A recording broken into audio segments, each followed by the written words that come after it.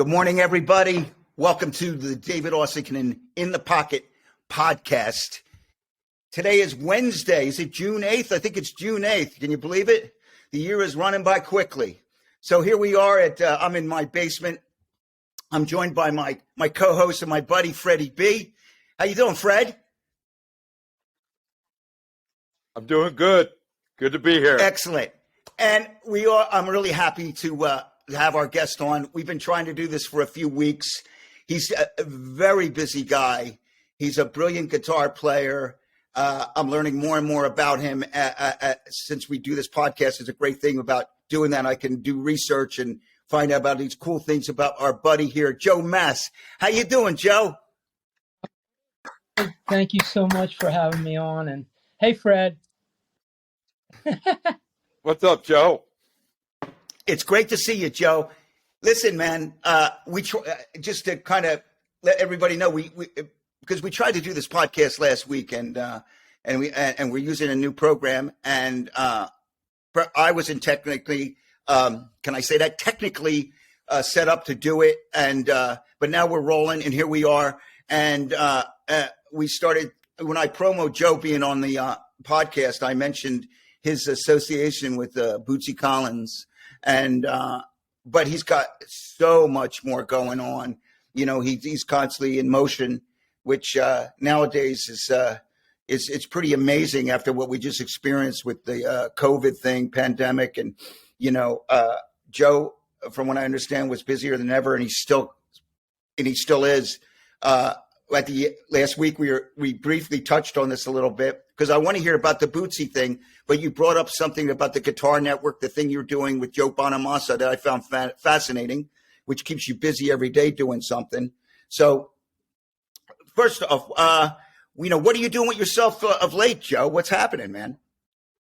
Well, yeah, I actually just did something for All Guitar Network yesterday.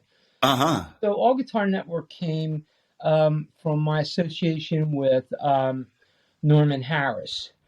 Norman Harris and guitar best friends.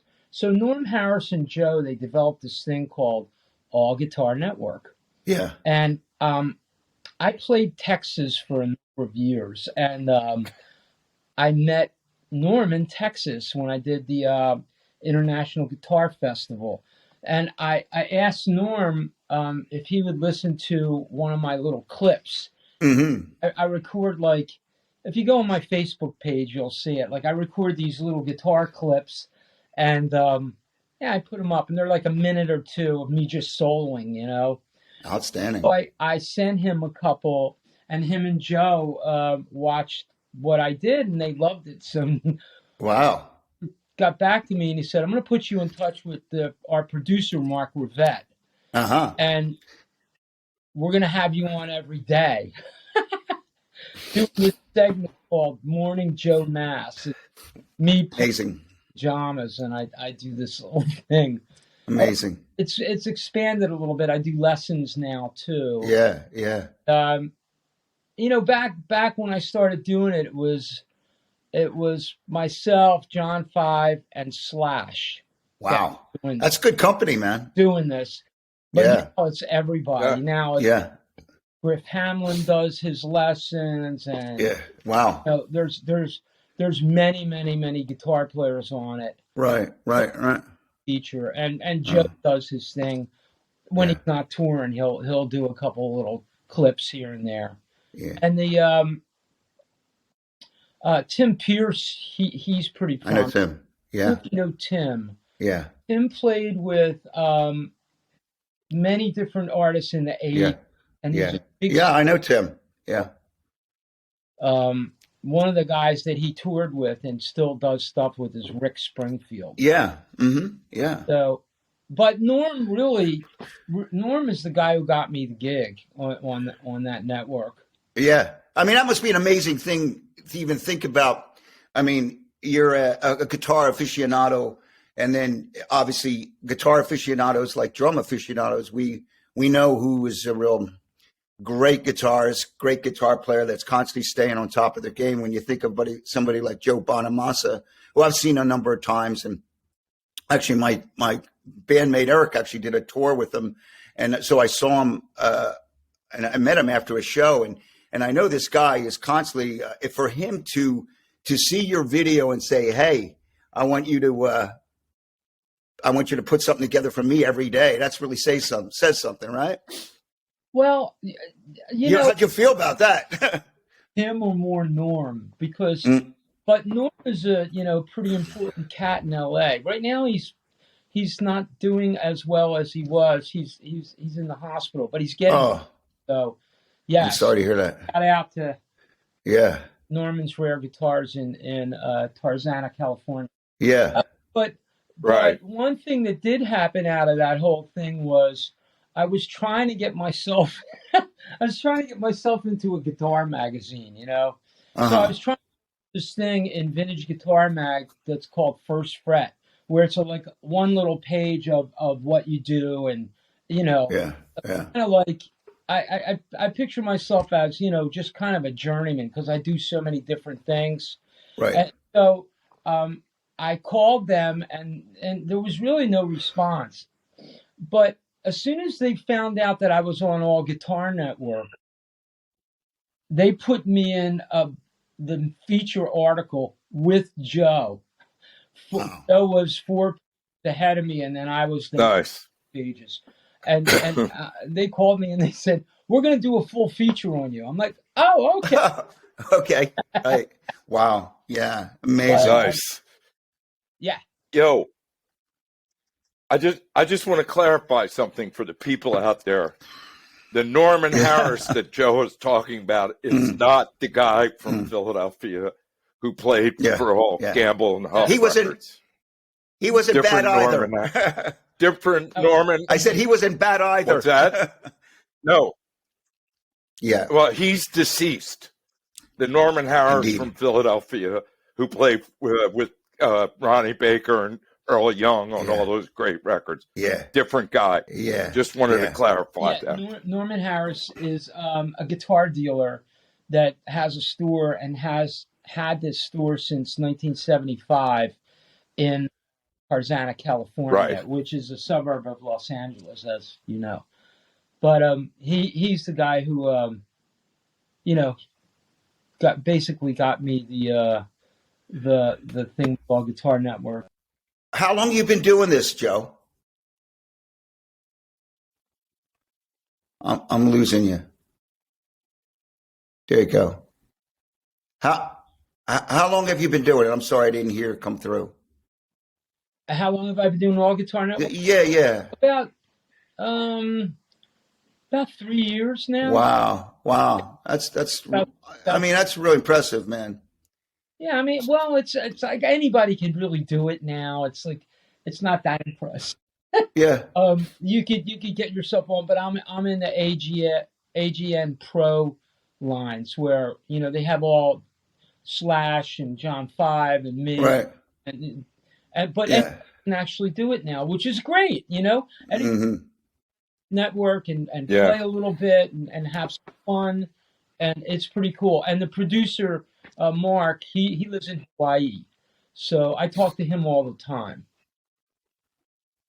Very cool. So leading up to that whole thing, I mean, when we first met a few years ago, you mentioned that you were heading to New York, or you were doing some tracks for Bootsy Collins, and how'd that association come back with you and Bootsy? I mean, how did because I know he's not a Philly guy, even though he would come to Philly a bit. How did that happen? Sorry. Yeah. I have. You're doing well. Yeah, thank you. Okay. I have to mention Fred DiTomaso. And everybody knows Fred. Oh, love Freddie. Yeah. Freddie D. Good man. Fred, he got me the NAMM show.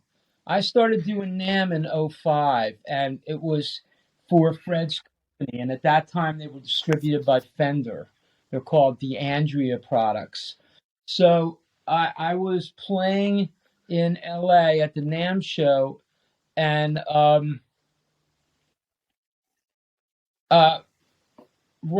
was playing with the violinist from Parliament. George had a violinist a long time ago named Owen B.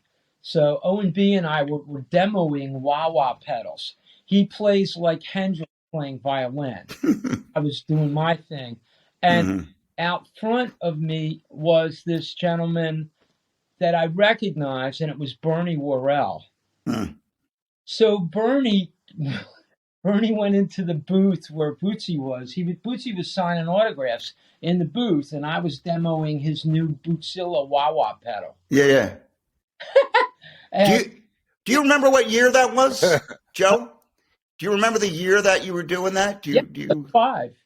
05? Was 05? Yeah, it was 05. So Okay. Burrell said to Bootsy, hey, you got to come and see this kid play right? You got to see this kid play guitar.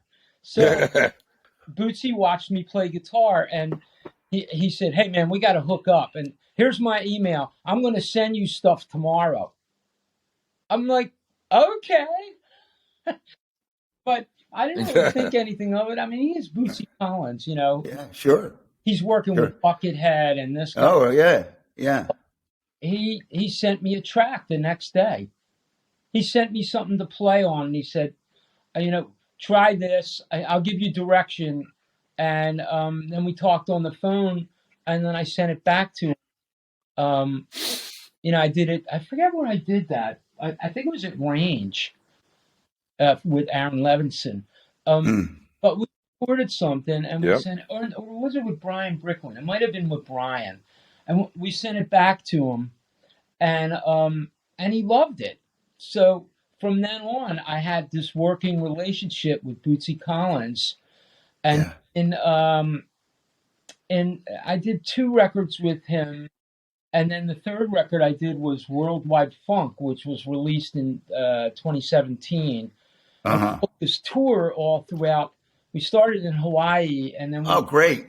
That's what I was just going to ask you, if you did any live playing with him, if you were out on the road. So Yeah, we were in Hawaii, and we did this huge concert for OceanAid. It's for saving the oceans of the world. Not a bad idea. And we did that with CeeLo Green. CeeLo Green was too. Oh, nice.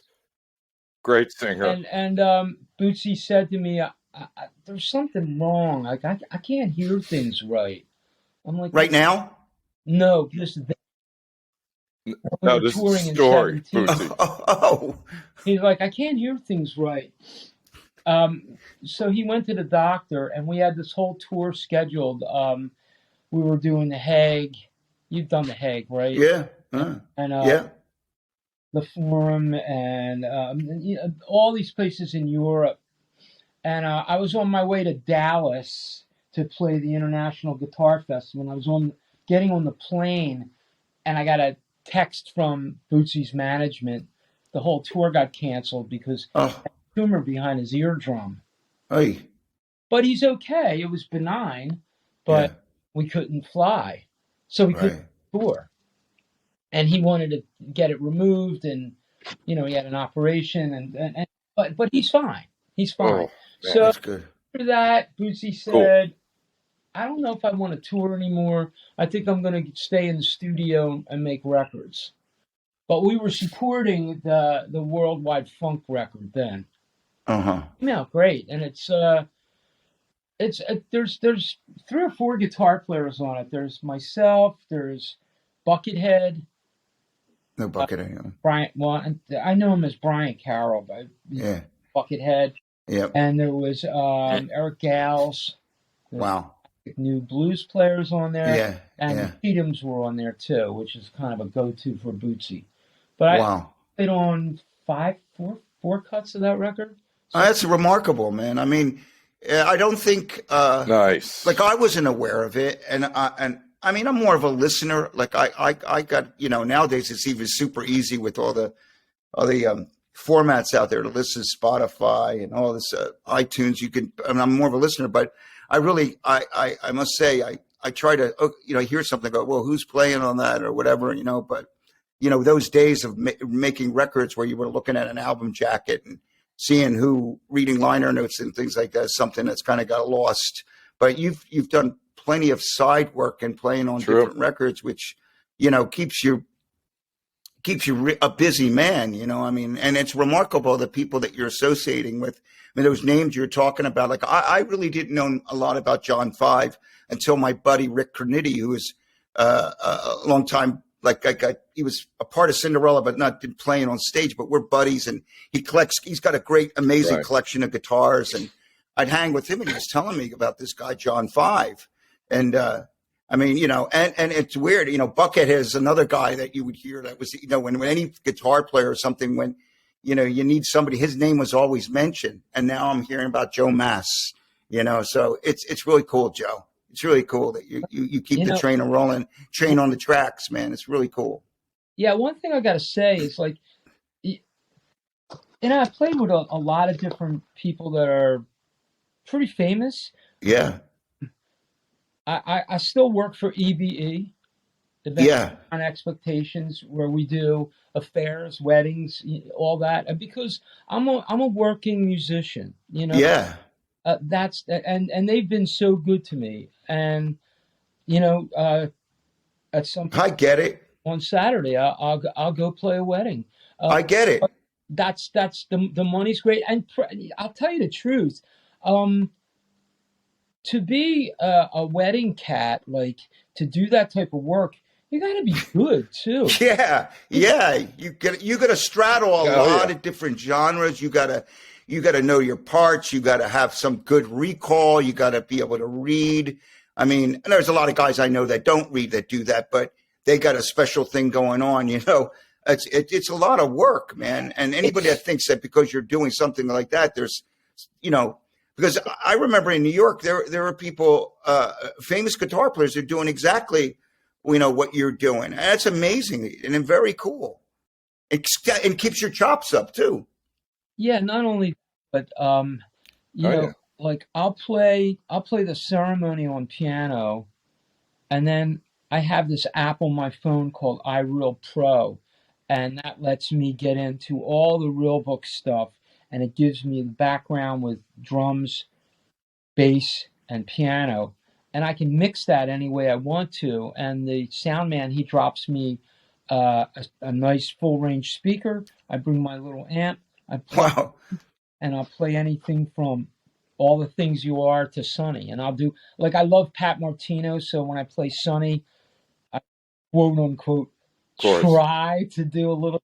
Yeah. Did you know it? Did you know Joe? Did you know Pat at all? Because I have a local friend that I used to play with, John Mulhern, that played in this band, and they were good buds. Did you know him as well? Did you ever meet Pat? Yes, I met him many times. And did I know him well?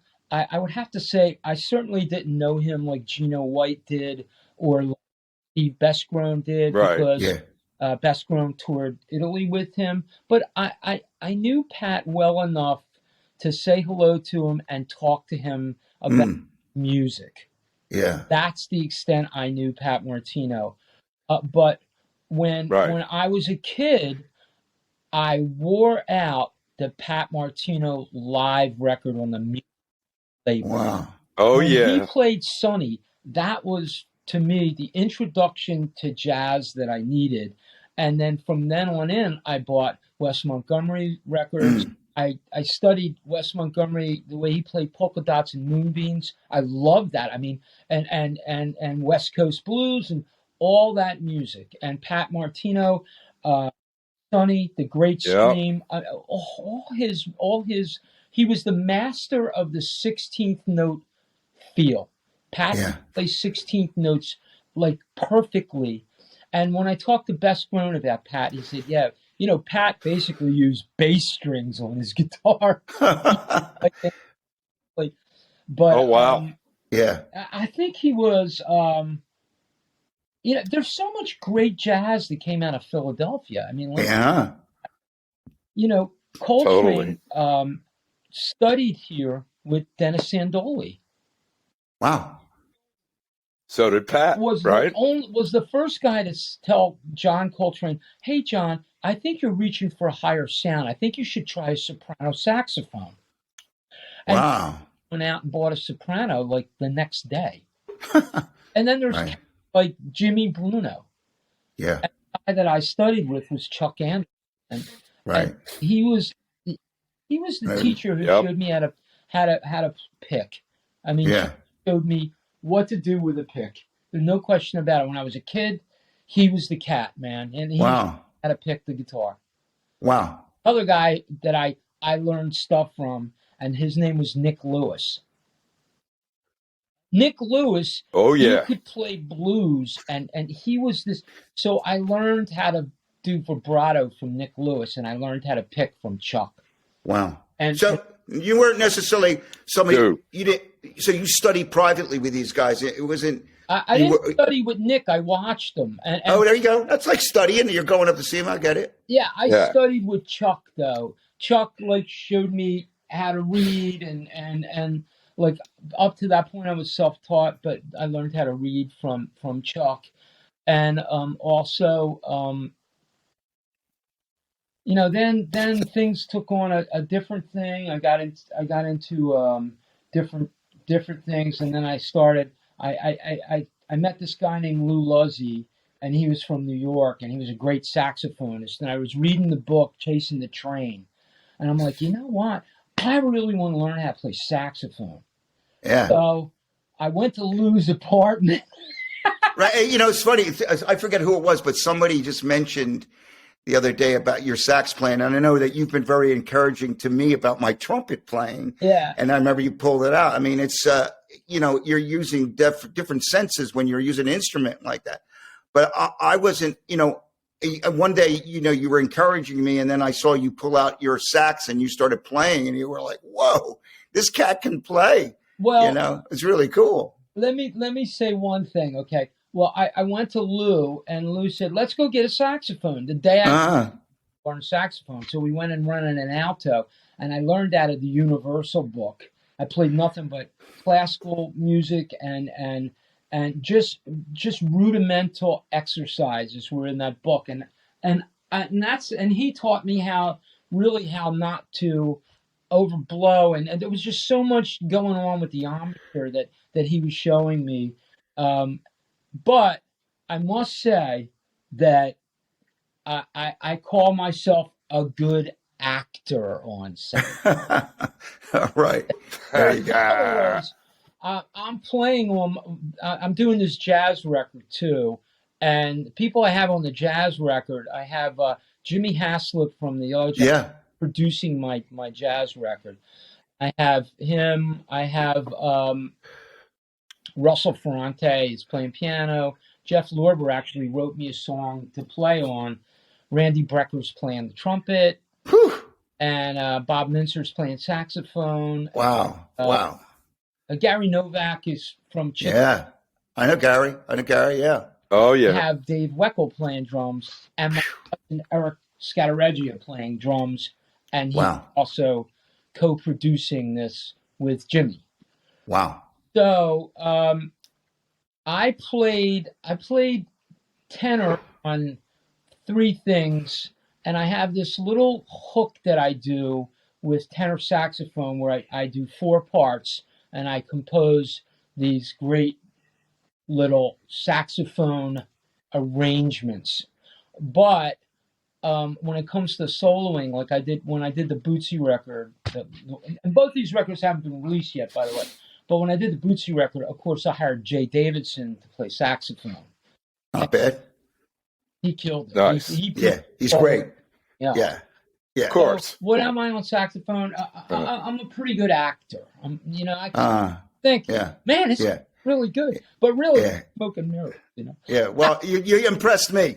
Hey, so I have a few tracks of yours lined up, and so because I want to give people a sample of what you're doing, and you said these albums are I have James Bond, Blue and Green, Love is Power, and are these all from the same album, or what's the deal with this? James Bond and Love is Power is from the album that's going to be released called Connections on the Bootzilla record label.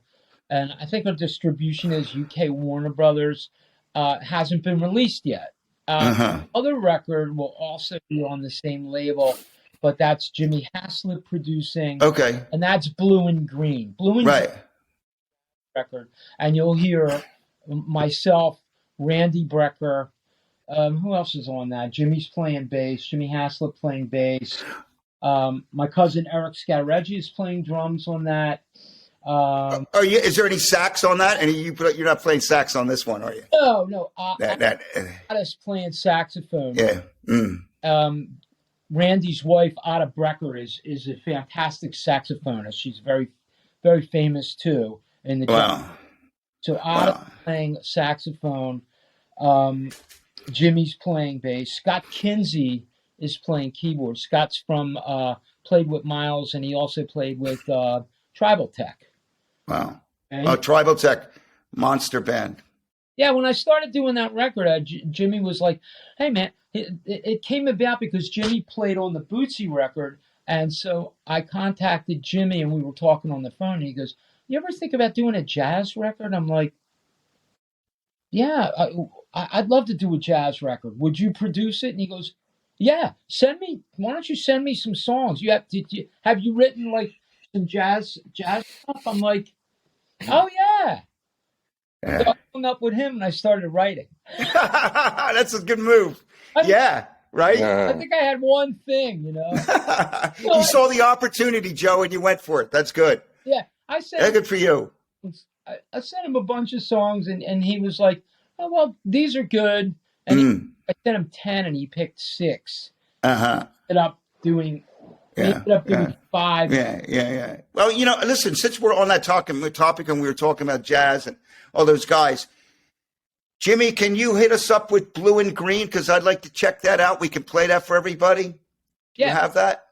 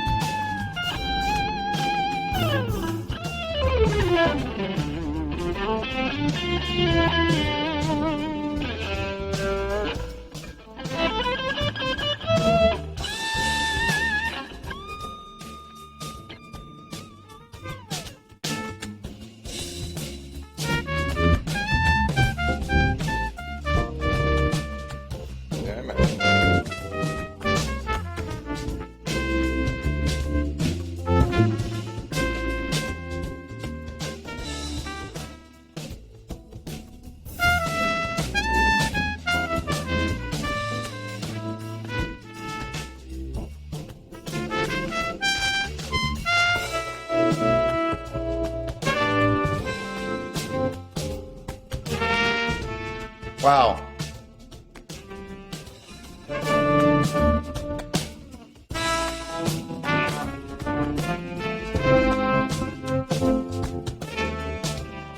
Amazing. Really great.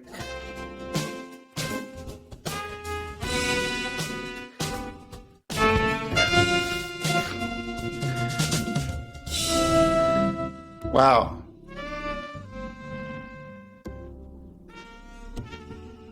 Wow. That's amazing. Very beautiful, man. Randy Brecker. Yeah, Randy. Amazing. I remember I saw Randy Brecker play with I think at Hal Galpin or Hal Galper. I don't know how you pronounce his name. He was playing at Grendel's Lair. I saw him. I think I was probably about 19 years old. But Michael Brecker was playing. It was and Hal Galpin was playing piano, and Randy Brecker was playing trumpet, and Michael Brecker was playing sax. I mean, those guys. You hear that tone. It's insane. Your guitar playing doesn't sound bad either, Joe. Sound great. Really great, man. Really, really good. Congratulations, man. It really sounds beautiful. It's really beautiful. Yeah, man. It's really cool. Where were those tracks? Where that you might have mentioned this? The actual tracks. Do you know where the rhythm tracks were cut? Where were they cut? Jimmy and Scott. They cut their tracks in Los Angeles. Yeah. Randy lives on Long Island in New York, and Randy and Ada cut their tracks at their home. Mm. Everybody does it that way these days. Yeah, I cut my tracks with my cousin Eric at the studio, and Eric. I think Eric cut the drums. He either cut them at Range in Ardmore, or It's really nice. he cut the drums at Range. Yeah. Where he did with Aaron. Sounds like you're all in the same room now. Well, the thing is, it's like, it was pretty much like we started the Bootsy record. I call it the Bootsy record because it's, that was the first thing that came about. We cut that record, started that on March 12th, 2020. So it was, throughout COVID, we worked on the record. That's what we did because there was no gig. There was no nothing. Yeah. So, we did that record in 2020. And then I started on the jazz record. I think it was October of last year is when we started that, and now we're just getting finished with that. But the Bootsy record came about because I did NAMM in 2020. NAMM is going on right now, isn't it?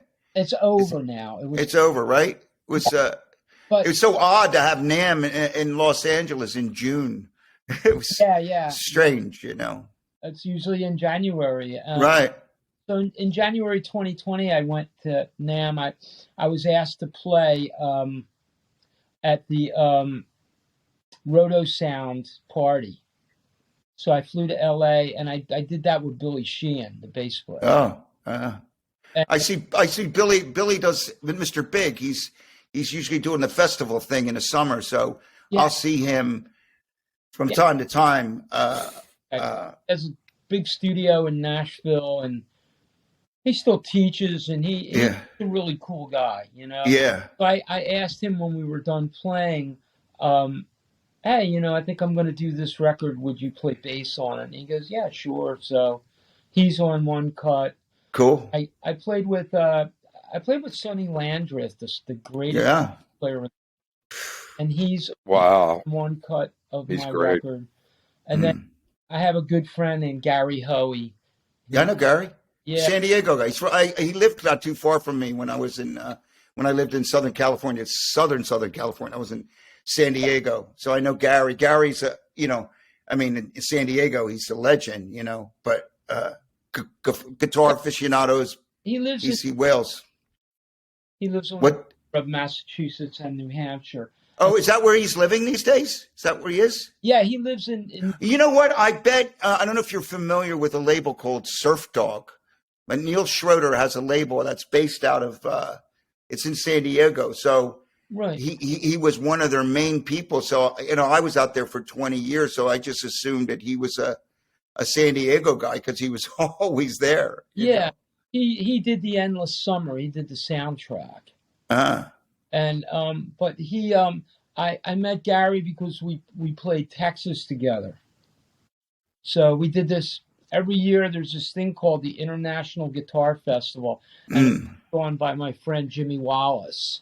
And Jimmy gets all these people together. So at any time, like I played with a lot of cats down there, and I'll tell you, it was a great schooling for me because when you go to Texas, I remember the first time I was playing the International Guitar Festival, and I was playing with Jimmy and Jerry Don Branch and all these cats, and I was listening to the way they played blues, and I'm like, I don't do that.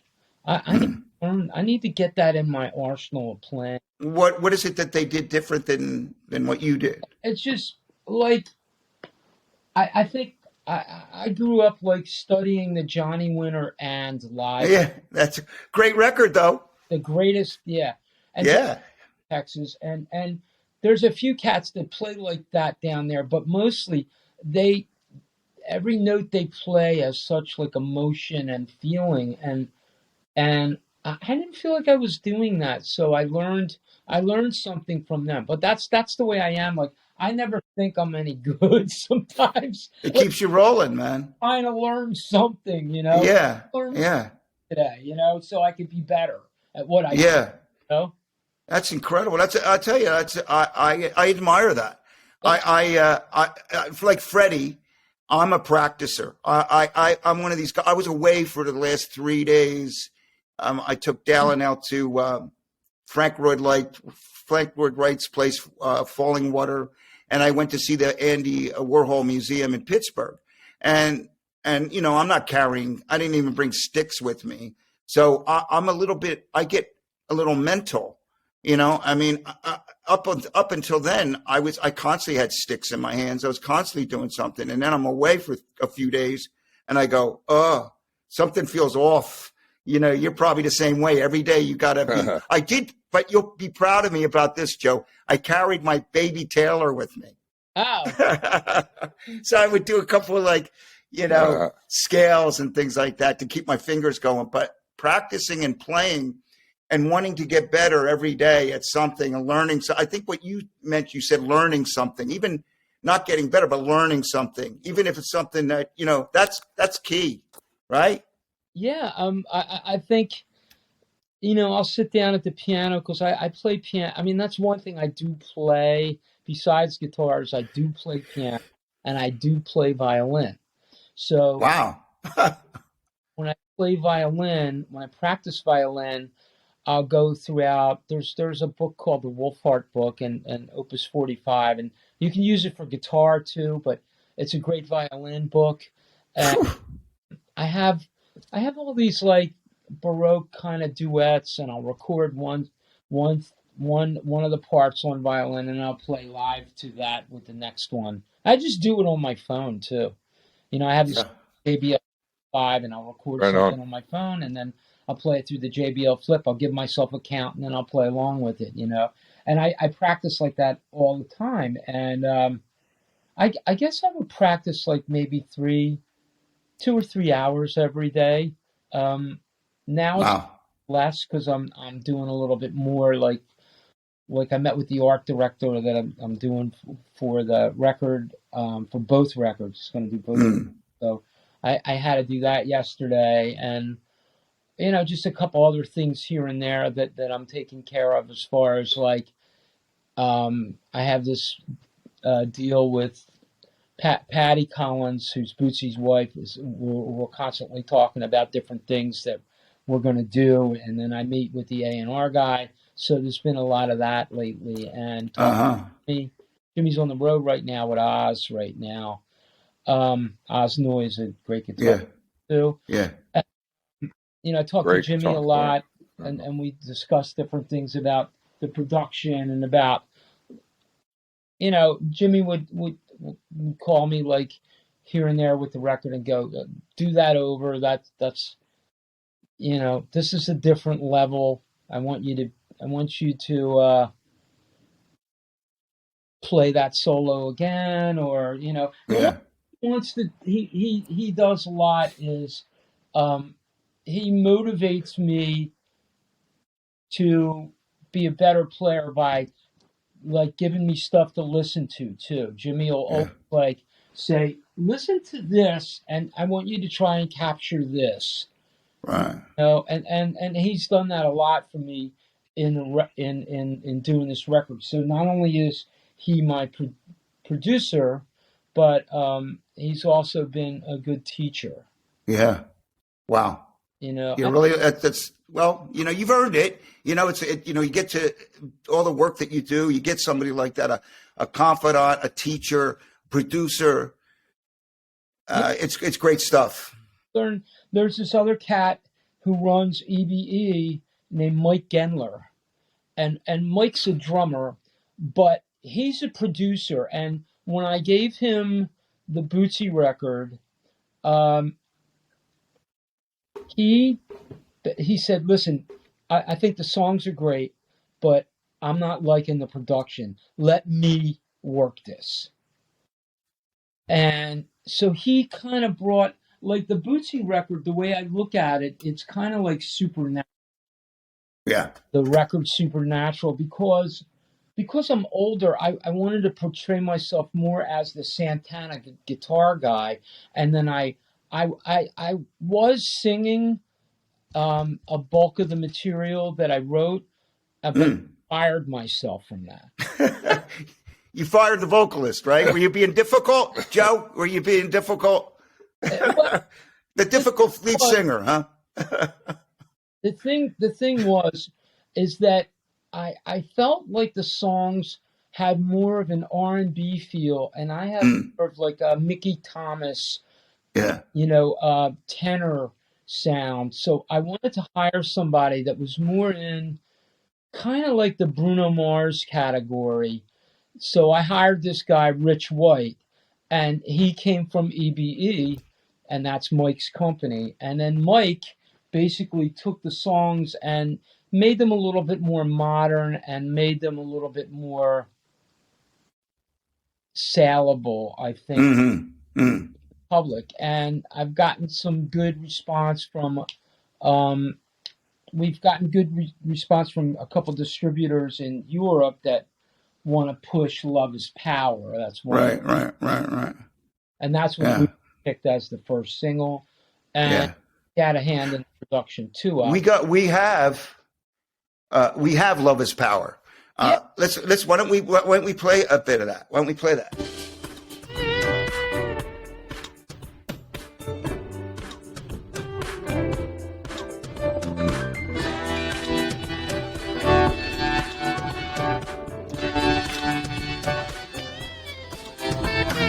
Why can't you see the color of love is me? Why do we cry? Yes, there are the reasons why. Please let us understand before this love will die. Let's make it real plain, so all of us can try. The time is now. The universe is ours. Believe in love. Love is power. We are so different, yet we are all the same. Wow. Why do we suffer and then cast away? Wow. Hey, I want to chat a little bit. That sounds beautiful, man. That's great, man. That's really nice. I'm glad you. This is a song that actually you were singing before, and then you hired this guy. Yes. Cool. sang it to him in the studio. Yeah. What I wanted him to do, and he's a brilliant singer, and It sounds amazing. Yeah. he just took it out and did what I needed him to do. Wow. All Nice song too. vocal goes to Rich White. Yeah. Yeah. And song sounds great as well. Really great stuff. It's really great. So touring, have you do you spend much time in Europe? Have you gone, because you're playing, like, I hear your music, like it you got a real eclectic thing going on, because the fact you play all these different instruments and what about now a lot of guys, players, like the jam band circuit thing, is that something you've ever like thought about getting involved with? Have you done any of that? Well, like I said, early in our conversation, David and Fred, I've I've done the tribute world. I do this thing called Broken Arrow, and it's a tribute. Yeah. Song. It's hugely popular. It's real. I mean, you guys are doing great. Before COVID hit, we were on track to do like 35 gigs a year doing that. Yeah. Play places like, we played the Ardmore Music Hall. We actually sold that out a number of times too.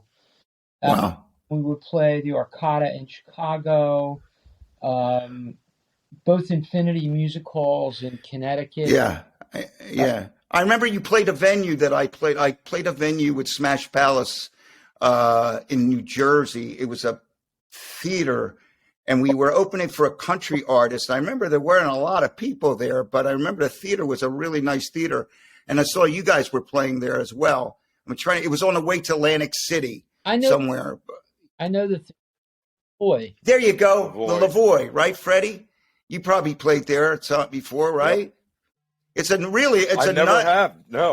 I place. Know what's his name? Bob Rose, the promoter, booked Steve's band there. We played there. It was a really nice venue.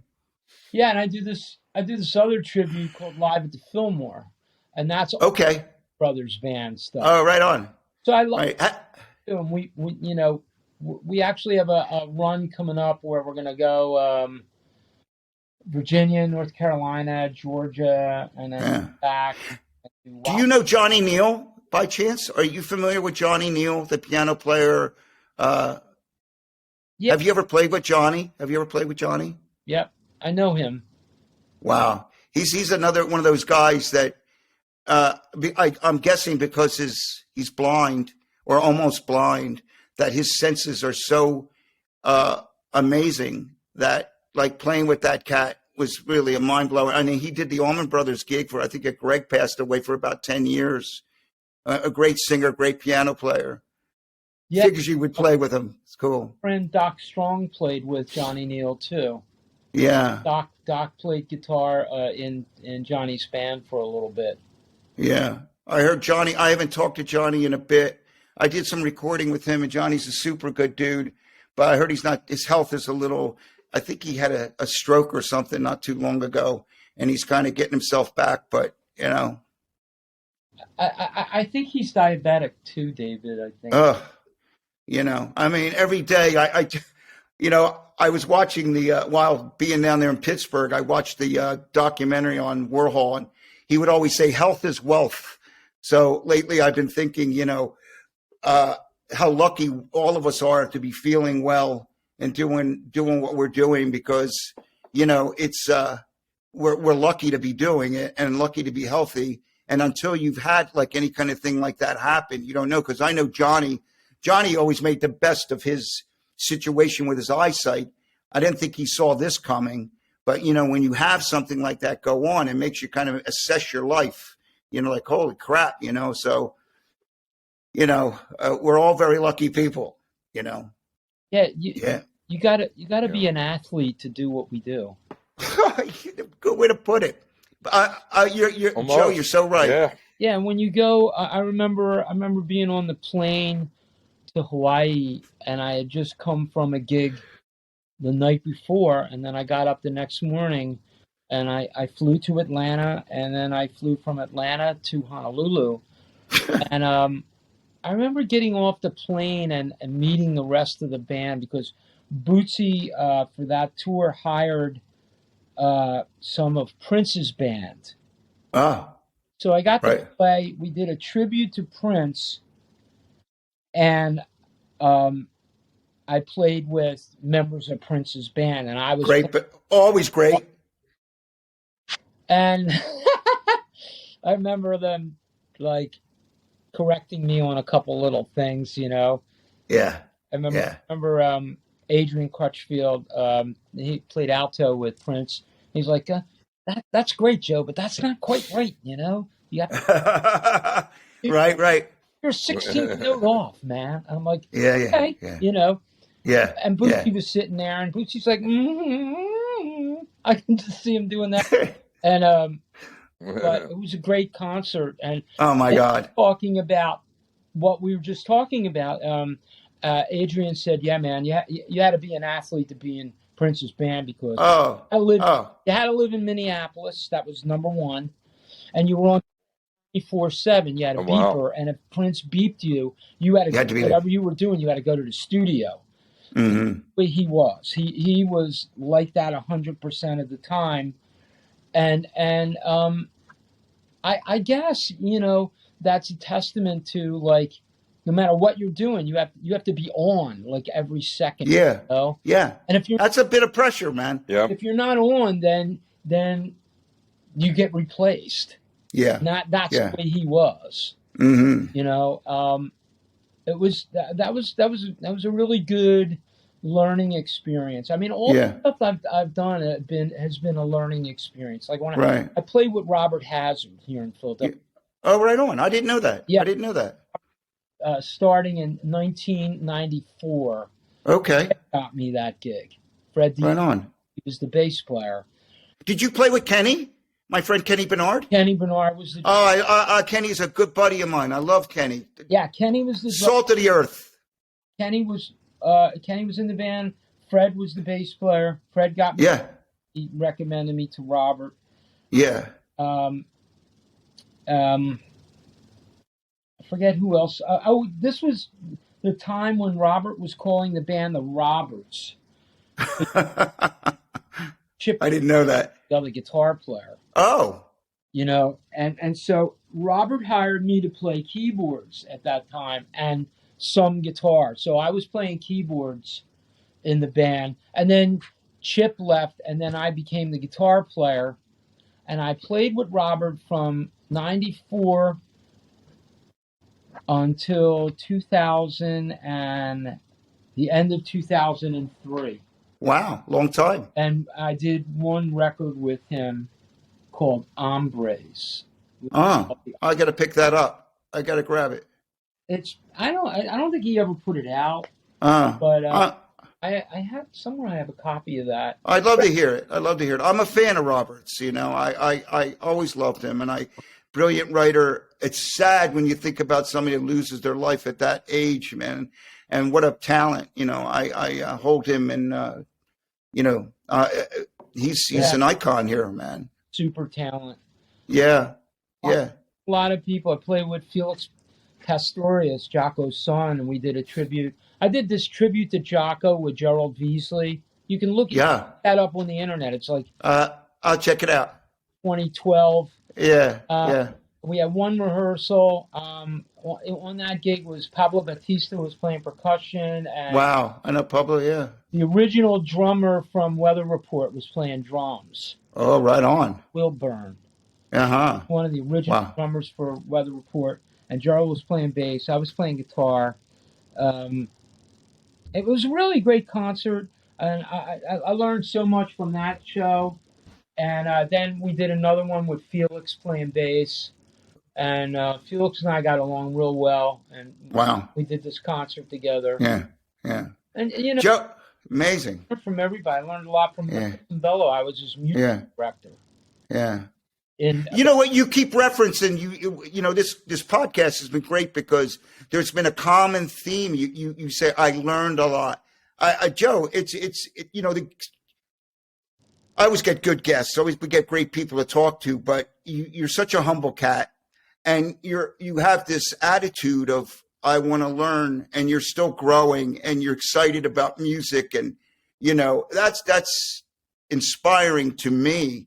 The things we talked about. We're coming close to the end of the podcast, and man, you got to promise me at some time maybe you come back and we chat some more, because you got like a lot of lives going on in one, Joe.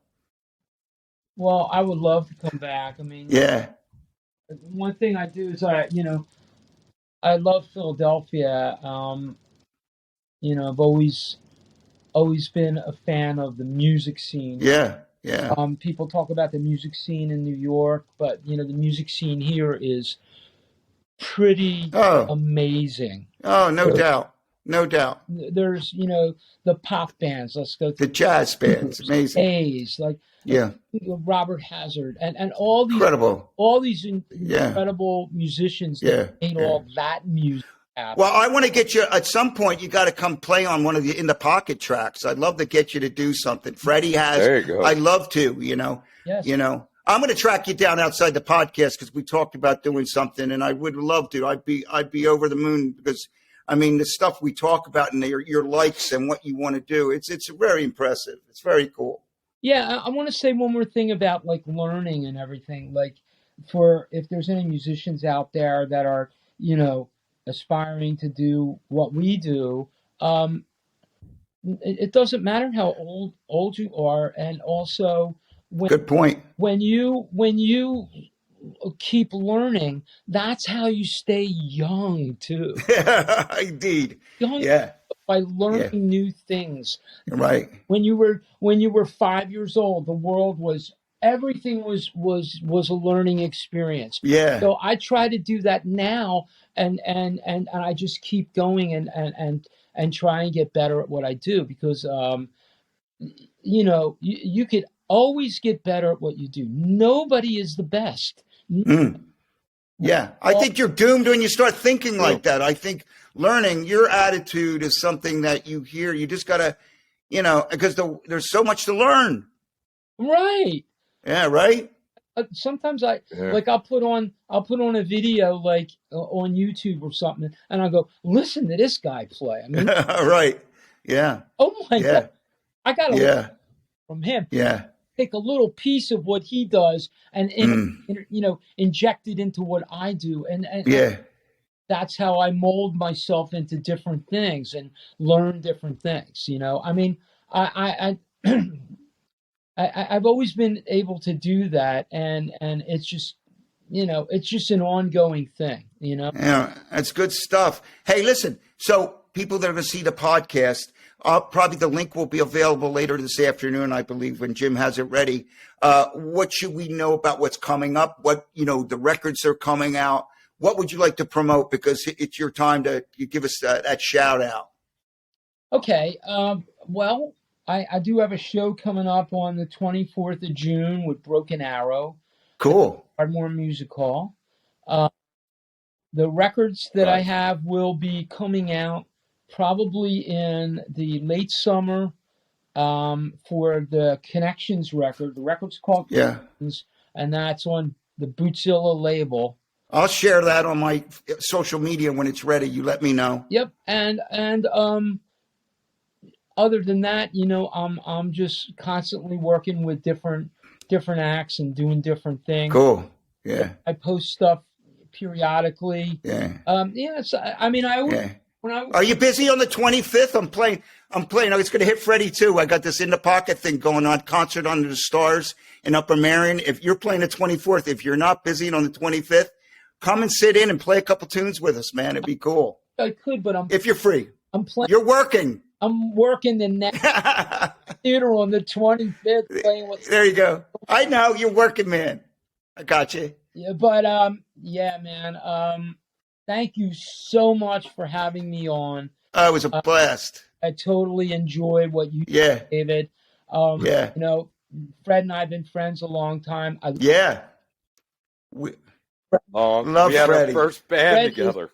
a monster musician man. too. Yeah, indeed. He really And- is. Anything. Easy. Oh, shucks. And the best human being on the planet. That, I love it's you all guys good, too. and hopefully we all just continue to do what we do. We love Yeah. what we do, and we love everybody out there for supporting what we do. I always put that whenever I put something up. I say Yes. thank you so much for supporting all our musicians out there. Yeah, indeed. All of them. Yeah. And there's Yep. Yeah. so many great guitar players just in our area. My good friend Chris Gordon, that I've played many shows with. We did a whole jazz run at JJ's Grotto. Oh, cool. We did this thing at JJ's for 4 years. He was with me. I did the gig for 10 years. That's how I learned the real book and how to play that out of the real book. I went and got a gig. Wow. Wow. But That's amazing. he's great. Nice. There's just so many great players just out of the Yeah. that Yeah. so many great Yeah. things. Right. You guys there's two of them. I'm looking at two of them right now. We keep working at it. We keep working at it, man. Hey, well, listen, thank you for being our Yeah, guest, man. Joe. It was an absolute guest. I'm going to give you a shout regardless. We can't do the 25th. We'll figure something out. Freddie, I love you. I hope I see you on the 25th, and we'll talk about Love that. you too, bro. Come on, make I have 3 2 that day. gigs that Anyway. Anyway, All listen. right. Thank you for tuning in, and we'll see you next time on In the Pocket. Thank you, David.